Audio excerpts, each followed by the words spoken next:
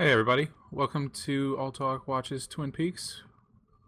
We are discussing episode 12 of season 3 of Twin Peaks this week. I am Mr. X, and who else is here? Kevin is here. And Totoro. So this was a pretty good episode. The end confused me, but otherwise I liked it. I like the little info dump at the beginning. The Blue Rose thing was never explained before, right? Not that I remember. Should we just get right into it? Yeah, I'm down. Let's get in. Okay, yeah, so the episode begins with Tammy getting, brought into the Blue Rose, initiative, program, mission? Task Force?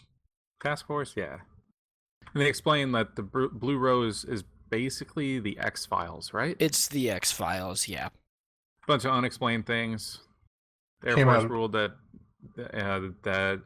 UFOs are not a threat to national security. It came out of Project Blue Book. So it's Philip Jeffries that was first brought in by Gordon, and then Albert, and then some other guy, and Dale Cooper. Yes. I kind of thought, while that scene was happening, that they were setting up a spin-off show. Which I would watch, totally. I don't know if I'd watch that. I can barely handle watching this another show. Well, I assume it would replace this show. This show wouldn't be on anymore. Well, it may not be on here after here in a few weeks. Yeah. Or, not a few weeks, but 6 or 7. Yeah, I don't really anticipate there being another season of Twin Peaks. But who knows? I don't know the future. I just want Coop back. You're not going to get Coop back, Kevin. I know. You didn't like the scene where Dougie Jones got hit in the head with a ball?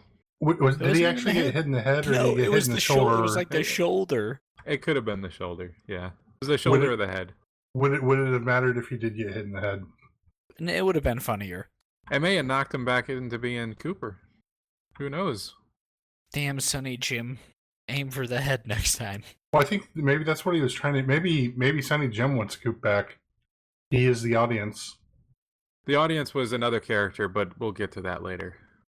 But in addition to kind of bringing Tammy Preston into the Blue Rose shenanigans, they also deputized Diane into the proceedings. I feel like that was done just so they could keep her close and monitor her. Yeah, that's what I think too. Because later they saw the text. But yeah, I think the one thing that actually brings her, because she does the typical Diane thing of, trying to figure out how she can benefit from it. And I think they kind of play right into her hand of saying, find out what happened to Cooper. And a couple $100. And then her response was great. Which was the description of the episode on the guide. Oh, what's that? Let's Rock. Oh yeah. That was the episode name. I was reading a thread on Reddit where they were basically asking which character is going to say this during the course of the show. And I saw someone say that Let's Rock with the 9 Inch Nails. 54 minutes set by 9 Inch Nails. Any other show, I'd say that'd be completely ridiculous, but that could happen on Twin Peaks. Yeah. It was and then I saw someone else say there was a leaked script for the final episode. Good stuff. Yep, pretty good. And then...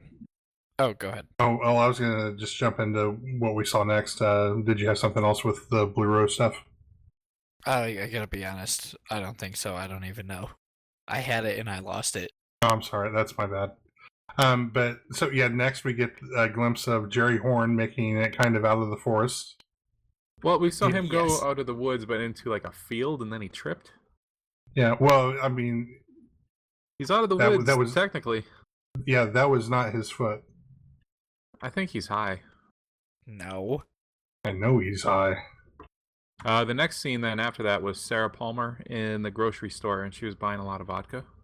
Yeah, I saw her pick up no fewer than 3/5 of vodka.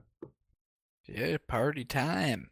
But then I saw that she also had 2 big bottles of something else, but I couldn't quite tell what it was.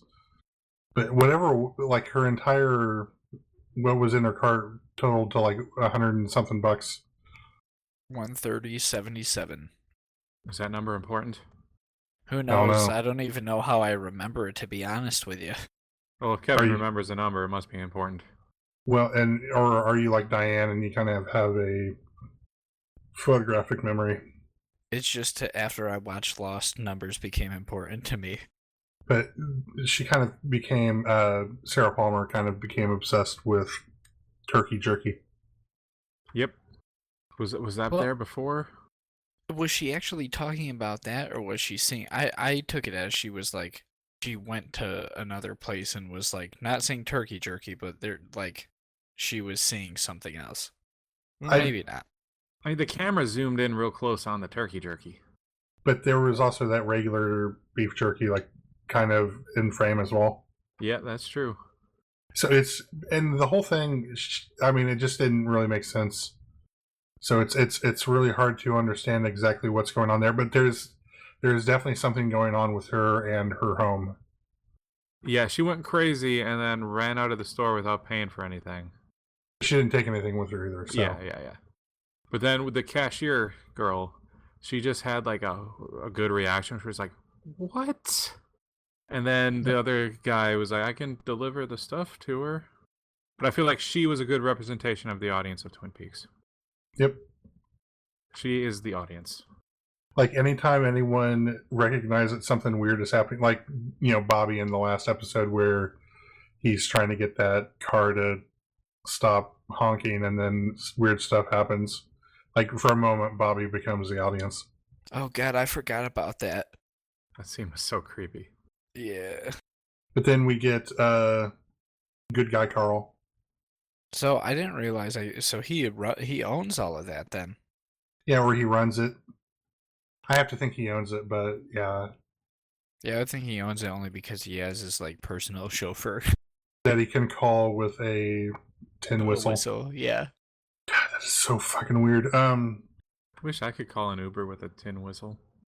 I mean, if you guys could roll around wherever you wanted to, would you want like a regular car, or would you want like the VW?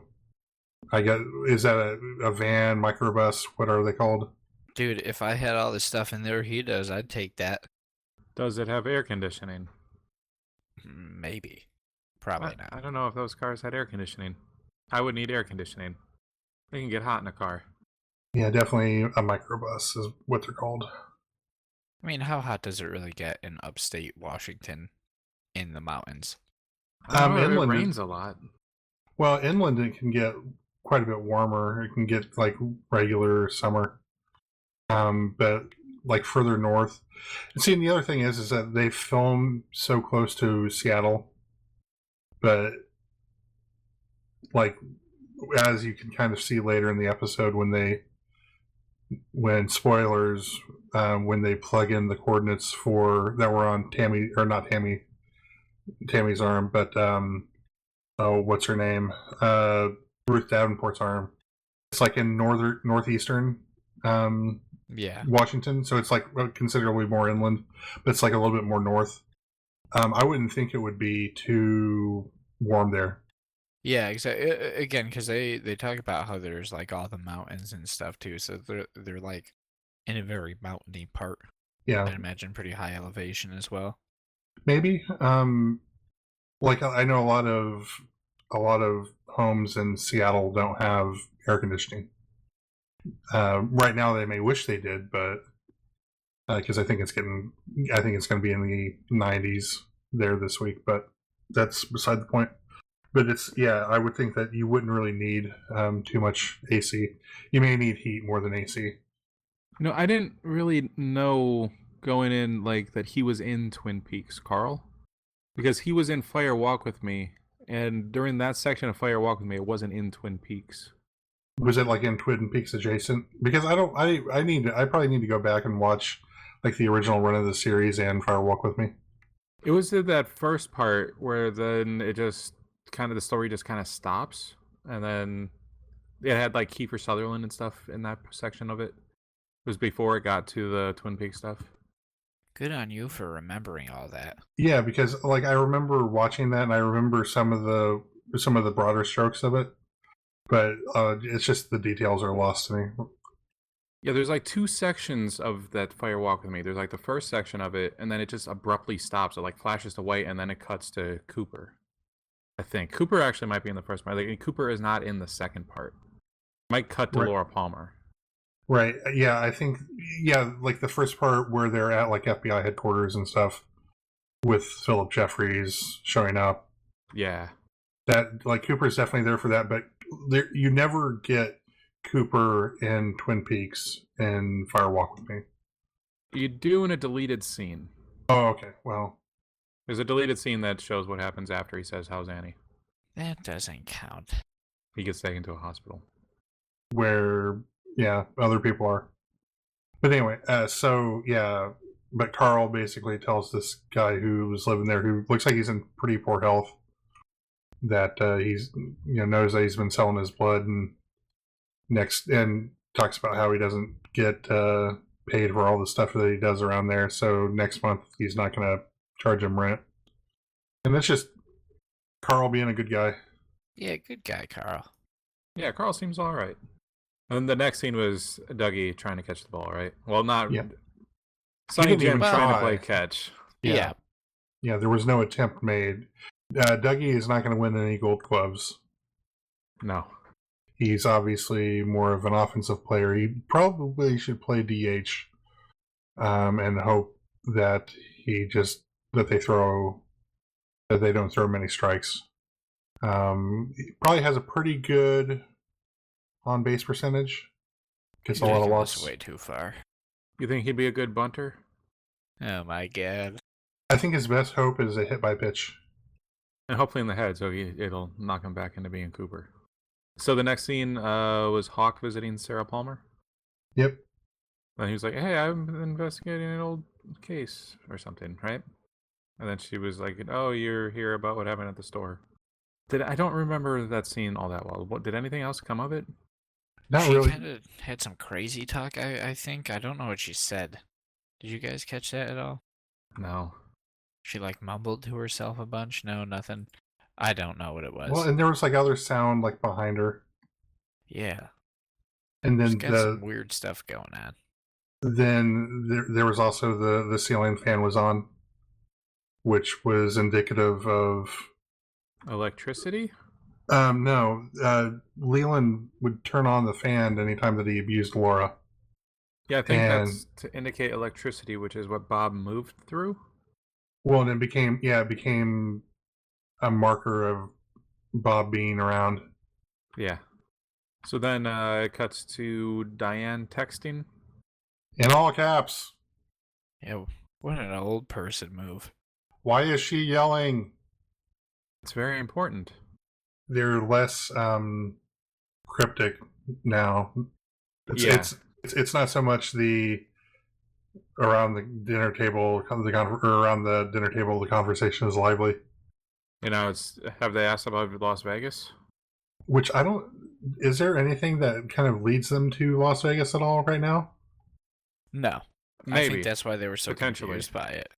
Yeah, right now they don't have any information, but they did take Dougie Jones' fingerprints in a previous episode, which could get back to them at some point. Yeah. I forgot about that. Yeah, the cop trio. The Keystone Yeah. Cops. The Stooges. And that kind of points them to Vegas already now, though. So they might not even need that. They might just start investigating Las Vegas. But I imagine Las Vegas is pretty big. They need something more to go on. Yeah, that place sucks. Hey. As we found out on the regular podcast, if you start dissing a place, the residents will send you angry emails. Twitter, Zach, Heaven EP3, get at me. Vegas is good for like a few days. After that, it's kind of like a drag.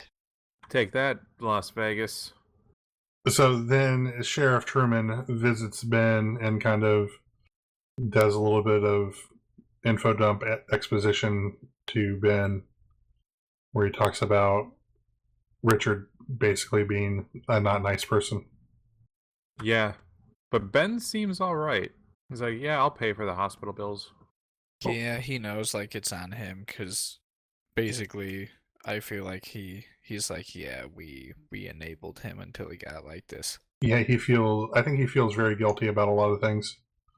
But then Ben also gives Sheriff Truman the key from Cooper's room that he's going to give to his brother, the other Sheriff Truman, OG Sheriff Truman. Is he gonna give it to him, or is he gonna like have it with him, and then the way I see that going down is like he's gonna have it, and Hawk is or so someone else will see it, and then it'll get brought up somehow. Well, and then at what point do they? At what point do they track down where that was sent from? Which I mean, and then the cops reach out to the FBI and say, "Hey, we got this key from Cooper's old room. It was sent from Las Vegas." I'm not sure how they can track that. Well, yeah, it went through the mail. Yeah, but it was just in a mailbox. It didn't have like a return postage, like a return to sender thing on it. It wasn't even in an envelope, was it? Well, not when Correct. not when it was on his desk. No. What's Jade just threw it in a mailbox. Yeah, she just threw it in a mailbox. I have to think that there might be something.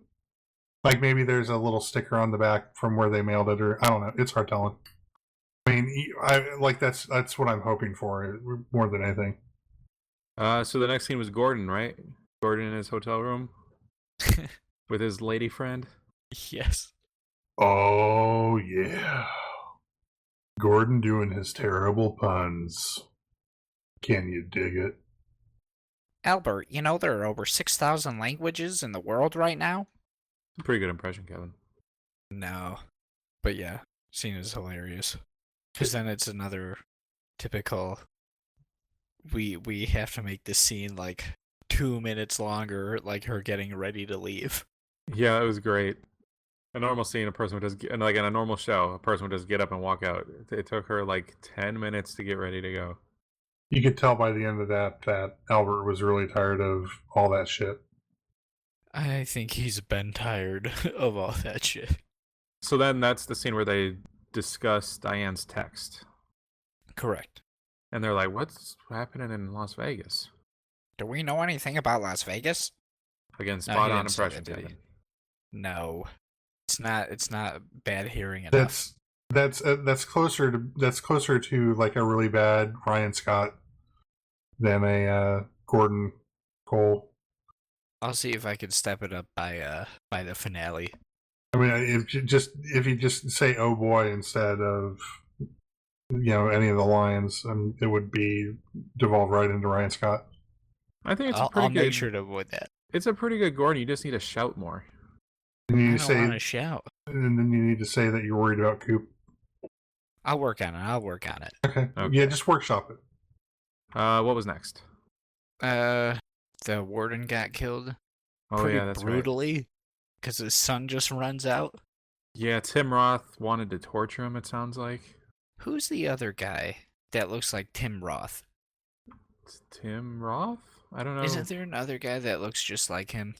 On this show? Are you Not talking on in the general? show, but like in life. Another actor. Like man. in what? What has this other person been in? I don't know. Then no, it's still Tim Roth. He was in that thing, Reservoir Dogs. No, Kevin, that is still Tim Roth. No, I He was on that show. Lie to Me. That's still Tim Roth. Maybe I just think Tim Roth is two different people. He's that good of an actor. But yeah, he was down for the torture, but what's her name just wanted Wendy's. Well, when you went to high school at Ridgemont, you want Wendy's. I had to be honest. When I was watching that, I was thinking, man, I could go for some Wendy's right now. Yeah, I could go for a Frosty. Their subtle ad placement there. Yeah. With as warm as it's been this summer, I could totally go for a Frosty. I want a Frosty now. You assholes. Just tangent. I rediscovered the Oreo McFlurry at McDonald's. Oh, banging! Oh my god! So you went to a place that it didn't have where the ice cream machine was not broken, where the McFlurry machine was not broken. Oh yeah. But I just forget. It had been years since I had one, and it's so good. I like the mint Oreo Blizzard from Dairy Queen. Mint Oreo. Okay, let's get back to Twin Peaks. Why, you don't like mint Oreo stuff? I don't like mint anything really. But yeah, so they get the guy, the warden, and then they're off to Wendy's. The Yeah, perfect murder food. They kill him and then just like, okay, let's go to Wendy's. Let's go get that Baconator. But yeah, so did that, moved on, and then I think now they're on to Coop, if memory serves correct. That's the next. Oh yeah, task. that's who they're going to go after. Yeah, Yeah. for Dougie Jones, Mr. Yeah, they're going to Jackpots. Vegas. I don't know that the Mitchums will let any ill tidings become of Dougie Jones. I don't know that they can take out Dougie Jones even if he didn't have the backing of the Mitchums. Yeah, I'm pretty sure that Dougie Jones, if attacked, will turn into Jet Li or something. Only up close. As you saw, Tim Roth is quite handy with a rifle from a distance. Yep. That would not be the first time someone has tried to snipe him. And wait, when did that happen? When he came out with the house with Jade, someone was trying to snipe him, but he dropped something, so he was ducking down. I think it was the key. Yeah. So he's, in addition to being a real good up close fighter, he's also super lucky. Mr. Jackpots. Exactly. You're not going to take out Mr. Jackpots. He has a superpower, and it's luck. So in this world, Dougie Jones is actually like the Scarlet Witch. I think he's more like the character Domino. I believe Domino's power is luck. It appears that she has really good luck and causes everybody else to have bad luck. I think that's also one of Scarlet Witch's, but it doesn't really matter. So next we get another show from Dr. Jacoby, right? Oh my god! After having watched the last week tonight that aired this week about Alex Jones of the InfoWars, I'm just about doing just kind of the crazy internet show thing with like all the really weird claims and stuff. I was like, oh, this is too real now. Yeah, but you gotta shovel yourself out of the shit. 2 coats of gold paint. Guaranteed. Is that a real, like, P.O. box? Can you really buy those shovels? No. Twin Peaks isn't a real place. That's true. Forgot about that. I wanted to buy a shovel. For $30? 2 coats. It's 2 coats. Just buy some gold spray paint and a shovel. Yeah, you saw the... You know what, guys? I think we should set up a P.O. box in Twin Peaks and like establish Twin Peaks and then set up that P.O. box. And start selling shovels? Start selling shovels. We also know the technique. All you need is a clothesline, basically. Yeah, with some sort of foot pedal.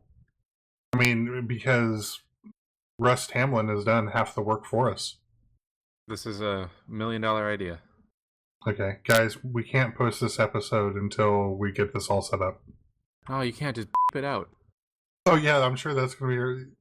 Now I have to find like some sort of effect where I can just start beeping things at random, just to make it sound like we're doing bleeping stuff. And oh yeah, and get like get just a tone of like the broadcast tone, like when you're off air.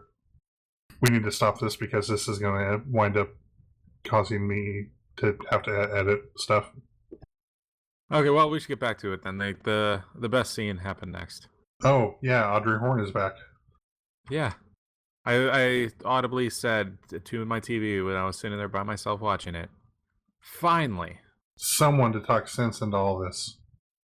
We're going to know what's happening now. Nope. She just started talking about characters we didn't know about. Well, I think the only one that we did know about was Billy, who was the guy that owned the truck that Richard Horne used to kill the kid. And he was going... I'm reading something directly from Darfox, friend of the show Darfox. Andy was going to meet him somewhere, but then he never showed, kind of like in that... I think that was in the second or third... maybe the third or fourth episode. Cuts to his trailer with ominous stuff, so he is probably dead, likely killed by Richard Horne. So Audrey's son killed her lover. Interesting. When I was watching that scene, I just assumed whenever they're saying Billy, they meant Billy Zane. John Jacob Wheeler. Billy Zane. I would love if Billy Zane showed up. Well, he was in the that original. Billy Zane-y kind of way. Oh my god! He was in the And original Twin Peaks. and he did. Wait, what if Richard isn't Doppelkoop's kid? What if he's John Jacob Wheeler's kid? Because she did do this thing with him on the private airplane before he left Twin Peaks. That is true. Forgot about that. Yeah. All the pieces are coming together now. But anyway, yeah, this is. But The scene goes on for like 15 minutes, right? I think it was 7 or 8 minutes, but close enough. And we saw Felt like it, Audrey's husband. Charlie. Who they have some sort of contract. Yes. But then he starts talking about Chuck and Tina. Yeah, Chuck and Tina. Yeah, Chuck and Oh Tina. yeah, I'm sorry. Yeah, the infamous Chuck and Tina, who the entire story revolves around. Just I'll call Tina. Boy, I'm sure everyone's glad to hear one side of this conversation. Yeah, you bet. Hey, I promise. Well, that explains everything. Yep. Okay. Oh wait, what did he say? What did she say? Who knows? You're not going to tell me what you said. Uncomfortable silence. Scene. Oh, you already. I really liked that scene. That scene was great. I don't know. That's one of those scenes where, like, I feel like if I was someone who was watching it, where I was like, kind of on the edge of being like, I don't know if I stick with it or not. That scene would kind of push me towards I should just stop. Well, that was definitely a scene where it was like, if someone who walked in and knew basically nothing about this show to this point, they were on the same footing as someone who had watched like every episode of this season. Well, that's like half of this season. Yeah, kind of. I mean, but this is episode 12. We are 2/3 of the way through this season. Do you feel like you have a grasp on what's happening? I don't have a grasp on reality as it is, so I don't. I mean, I have a decent idea about what's happening, but to what end? It may not be happening. What if it's all a dream? What if this is all in Coop's mind and he's still stuck in the Black Lodge? This is all Annie's dream. And to be honest, I would maybe be okay with that if it ended up being all Annie's dream. In her 25-year coma. Yeah, Heather Graham is just there, and she's like, oh, wow, Coop, I just had the strangest dream. And then it's him saying, are you okay? Annie, are you okay? Are you okay? And then it Annie? cuts to black. That's a pretty good ending. I hope David Lynch listens to this and then rewrites whatever he did. Yeah, reshoot everything. So that wasn't the end of the episode, though. There was another scene or two after, right? Yeah, so Diane goes down to the sort of bar area and does what she does best and starts smoking. But then she kind of remembers back to the picture of Ruth Davenport's arm, plugs in the coordinates, and finds out that, wait a second, it's Twin Peaks. And everyone is surprised. Everyone is totally surprised that somehow Twin Peaks has managed to weasel its way into this storyline. For the first time. Ever in the history of the show. It's been a show going on for 25 years with massive amount of critical and cultural interest about a show called Twin Peaks, where none of it has taken place in Twin Peaks. Well, very little. But anyway. Yeah, then it's the typical Roadhouse scene then at the end. Yeah, where music plays and there are usually a couple of people talking. But it's like, I can never quite... This is kind of like the Audrey scene where they're talking about people that I don't quite understand. Yeah, I don't know who they were talking about. I heard something about Clark spreading it around. Could it be someone that was in the Roadhouse in a previous episode? Because I don't know who any of those people are. I feel like it's almost one of those scenes that's in there for like world building or something, but like I have no idea what that was even about. Like I'm sure this Like it just is all kind of revolving around the Renaults and their business of the drugs and the prostitution and the one-eyed jacks. I guess so, but at the same time, like it almost seems so unnecessary. There could be something with plot. Maybe these are the little bits, these seemingly little snippets that aren't connected to really anything. Maybe they will be the most important parts. Well, that's what I'm hoping, but I'm not expecting. So what was the song that played it out at the end? It was by the Chromatics, or by Chromatics, but I don't remember what it was actually called. Okay. Should I wrap up? Yeah, I don't think I don't know that there's much else that we can really get into with this. Please, just give us Coop. It's not That's all we happening. want, really. Please. Actually, this I think has been, of all of them, maybe with the exception of episode 8, this is the one that has had the least amount of Kyle MacLachlan. Yeah. There was just probably. the like 2-second scene of him getting hit with the ball.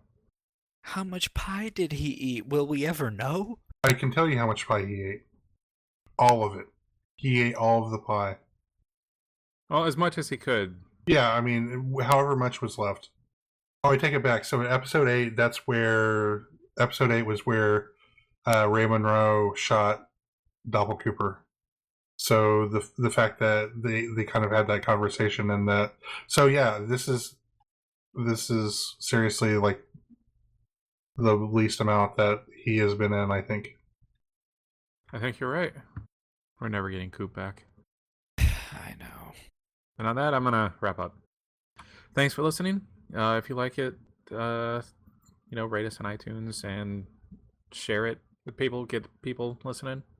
And also listen to the Alltalk podcast where we talk about all the geek stuff, and listen to the Geek Box and Comedy Button and Comic Conspiracy and Manga Machinations. And we will see you next week.